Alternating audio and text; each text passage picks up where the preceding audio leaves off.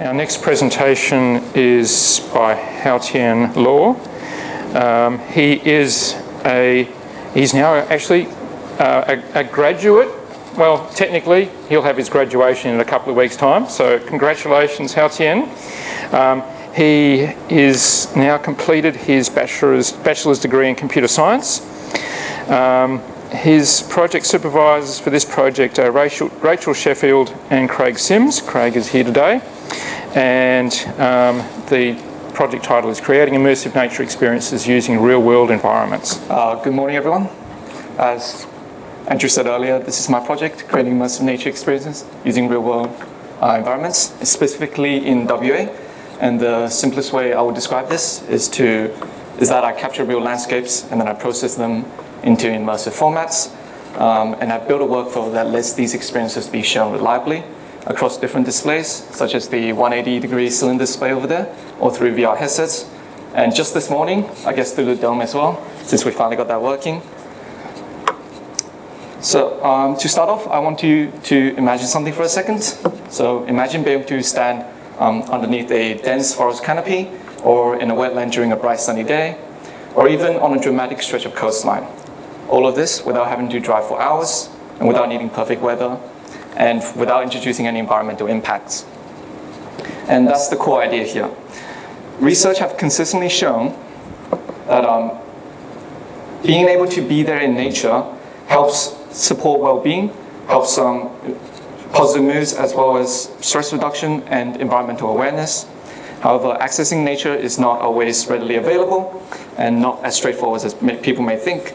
Some people are busy, some people can't travel easily, and some places shouldn't have constant foot traffic. So that creates a clear tension, and that is that we recognize the value of nature, but access is not always available. So the question becomes, can immersive media act as a practical bridge for nature? Again, this is not as a replacement for it, but as a complementary addition to it. That's what this internship aims to prototype. Real WA environments captured as immersive formats that feel believable and can be easily deployed in education and public engagement settings. So here's what was actually built. Firstly, I built some immersive 180-degree videos. These are stereoscopic, so you get the 3D effect. And these are filmed in multiple real locations near and around the Perth metropolitan area.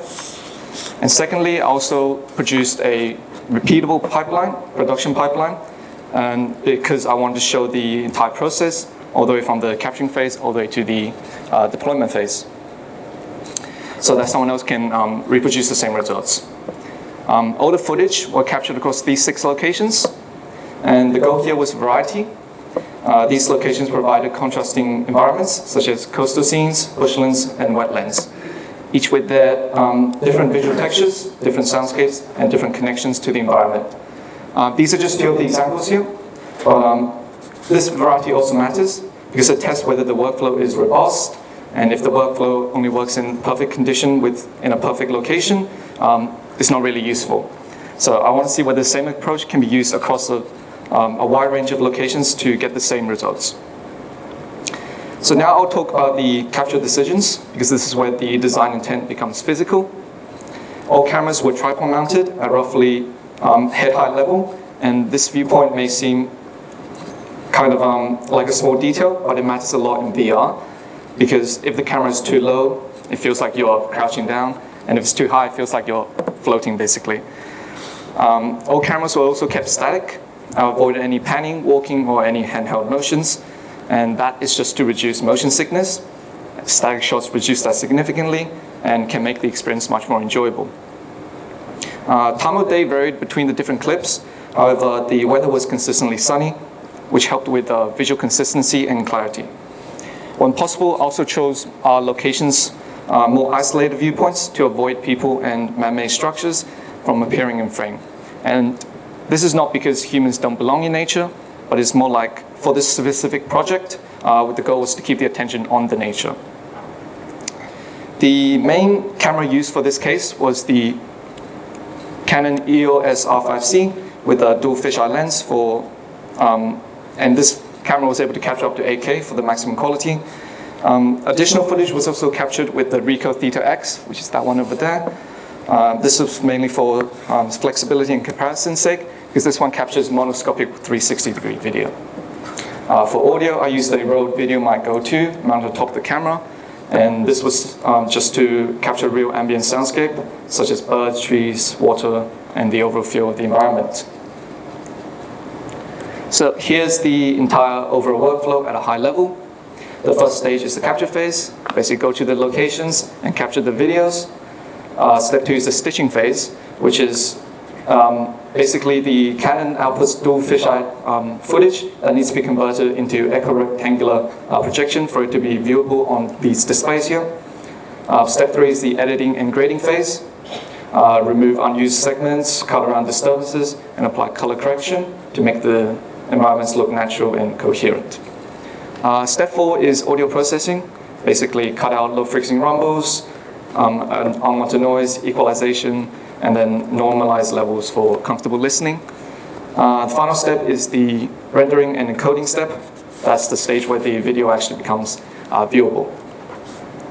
I'll now delve deep into the most technical part, which is the stitching phase.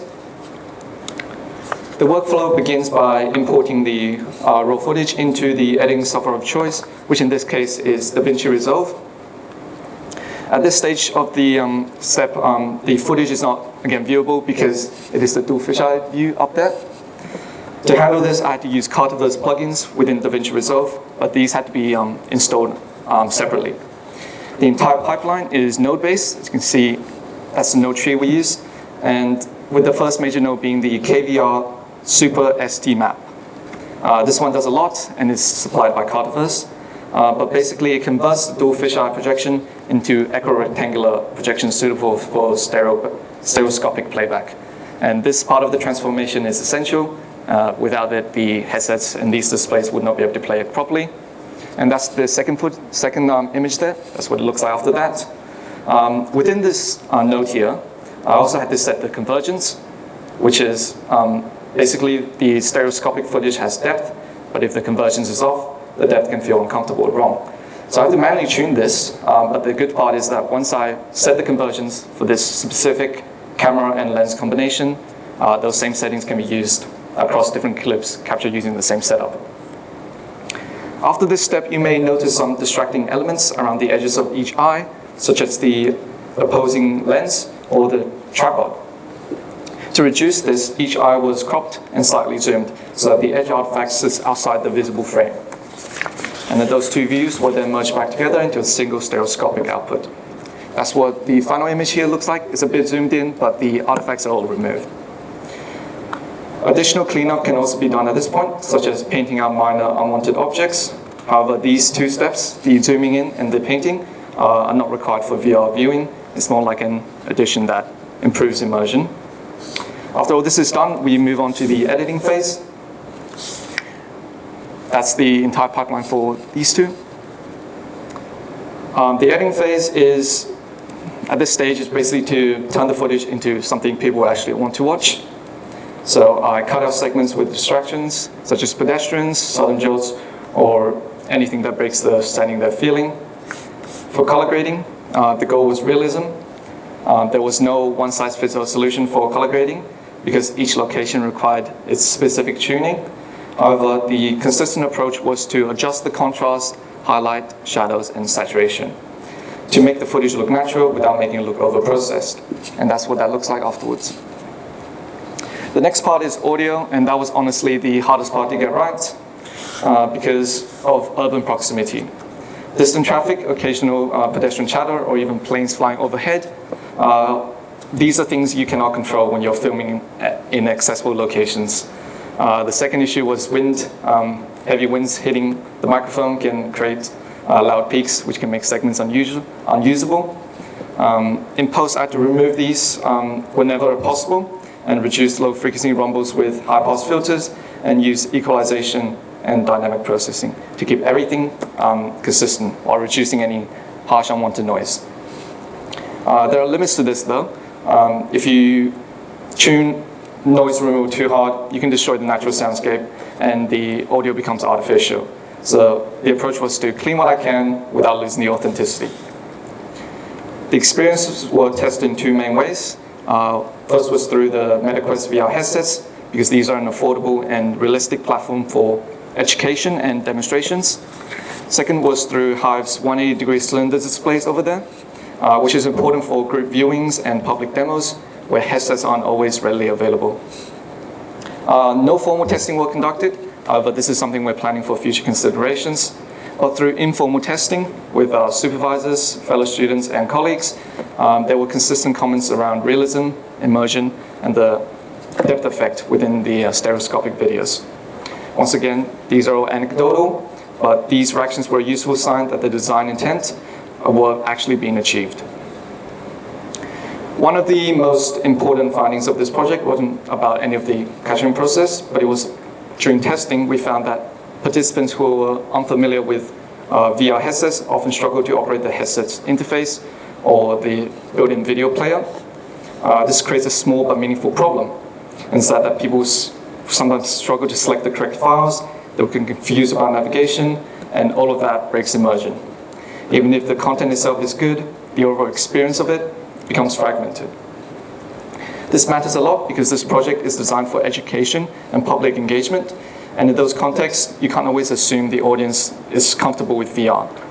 If the interface is a barrier, the experience fails regardless of the content. So to solve that usability barrier, I built a custom Unity application that enables synchronization across multiple VR headsets. The idea here is simple. One device acts as a host controller, and the other headsets act as client devices. The host then selects the video and controls the playback, and that state is then mirrored across all the headsets connected. This design improves the user experience immediately. Instead of being distracted by controls, participants can now just focus on the environment. They can look around, listen, and just be present in the scene. So for this, I want to talk about the key outcomes and limitations. So what worked well overall? The stereoscopic playback was great, the depth was great, and the environments felt spatially convincing. The workflow itself was repeatable across multiple locations, meaning that I can scale to more environments without needing to reinvent the process every time. The synchronized playback system also worked reliably, and from a practical deployment perspective, this may be one of the most valuable outcomes of this project because it makes the experience much more accessible. Finally, the playback across multiple different display systems was successful, meaning that the content itself isn't locked into one hardware or software ecosystem. And here are some trade-offs. As mentioned earlier, audio was the biggest recurring constraint, and this limitation can be improved in future by capturing more isolated locations, using stronger wind prediction like proper windshields, or even planning sessions around calmer weather and less busier times. Another trade-off was the capture format. So earlier capture sessions used the RAW format because it offered maximum flexibility and quality. But RAW creates massive files and unsustainable render times, so later sessions shifted to HEVC capture, which provided a far better balance between quality and practicality. So after all this, why does it matter? First, it demonstrates feasibility, that it is possible to capture real natural environments and turn them into immersive experiences, while also using a workflow that is replicable. Secondly, it creates a foundation for evaluation. A lot of research points to presence as a key part of immersive experiences, and nature relatedness as an important idea when we talk about connection to nature. I won't go into detail about what these two means, but very briefly, presence is the feeling of actually being there in the environment, and nature relatedness is how connected you feel to the environment. But the key thing is that these experiences were built with those two ideas in mind, so that they're ready to be evaluated in future works. Lastly, it also supports environmental education and outreach. Instead of encouraging travel to these sensitive locations rather, immersive experiences can offer an alternative way to engage people with more diverse environments. Again, this is not as a replacement for nature, but more as a complement. So, for future works, there are several clear next steps. The biggest is formal evaluation. Thanks to my amazing supervisors, our surveys have already been developed, and future works can administer pre- and post-experiences to measure the variables like presence, mood, nature relatedness, and so on, to explore how different environments and maybe different display systems can influence these outcomes. And from a production standpoint, future works can improve on the audio quality, capture techniques, site selections, and post-production techniques. The content library can also be expanded to include more environments, more seasonal variations, different time of day, and additional ecological contexts. And there's also the potential to incorporate indigenous perspectives through narration and collaboration. And this could add cultural meaning, which deeper space-specific narratives, which is a powerful direction for environmental education. So to wrap this all up, this internship produced immersive nature videos and a repeatable workflow for creating these experiences. And the key takeaway is that these immersive media can be used in a practical and accessible way to help people engage with real natural environments. Thank you all for listening.